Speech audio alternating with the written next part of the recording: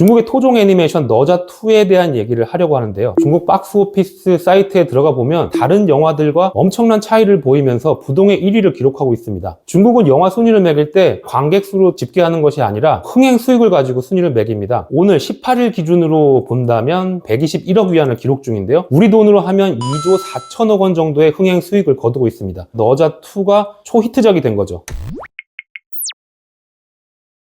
너자라는 캐릭터가 한국인들은 궁금하고 생소할 것 같습니다. 중국 명나라 시절에 나온 고대 소설 봉신연이에 등장하는 영웅신입니다. 중국에서는 이 봉신연이 그리고 너자가 중국 초등학생 교과서에 등장할 정도이고 굉장히 친숙한 캐릭터라고 할 수 있습니다. 너자 1편은 어둠의 신이 될 운명을 갖고 태어난 너자가 자신의 운명에 맞서는 내용이었고요. 너자 2는 천상계의 어떤 문제, 부조리함으로 인해서 육신을 빼앗기고 영혼만 남은 너자가 여러 가지 역경을 이겨내고 자신의 육신을 되찾는 과정을 그린 영화입니다. 이번 너자2가 개봉해서 중국 역사상 전례 없는 흥행 수익을 거두면서 영화관, 상영관들이 발 디딜 틈이 없을 정도로 사람이 몰리고 있습니다. 저도 이 중국 영화관을 직접 찾아가서 너자2를 관람을 했습니다. 하마터면 표를 구하지 못할 뻔했는데요. 300석짜리 IMAX 상영관이었는데 20석 정도 남아있는 상황이었습니다. 실제 극장에 갔을 땐 남는 좌석이 없이 가득 찬 상태였습니다. 那么这个电影最近很大卖啊，你觉得这个原理是什么？原理是什么？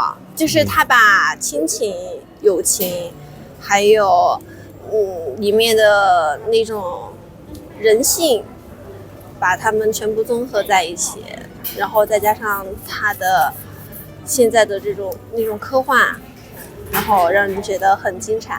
중국식 유머 코드가 녹아있고 또 중국식 심파, 교훈까지 여기에 첨단 애니메이션 기술을 가미시켜서 탄생한 영화가 너자2입니다.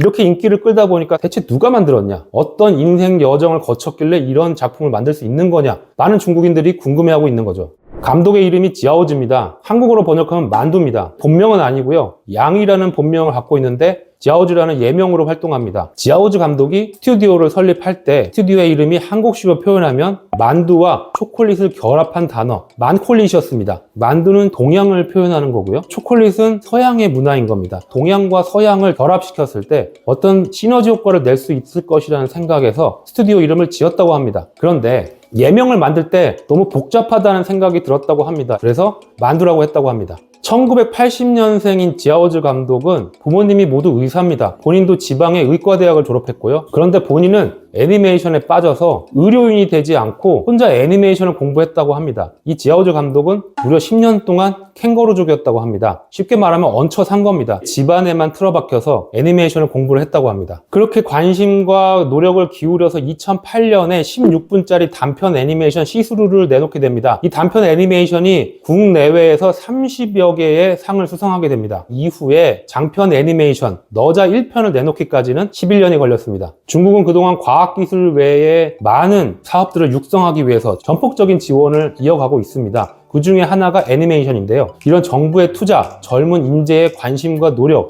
이런 것들이 결합돼서 토종 캐릭터를 가지고 토종 애니메이션을 만들어서 전례 없는 흥행을 거두는 이런 결과로 이어지지 않았나 생각이 됩니다.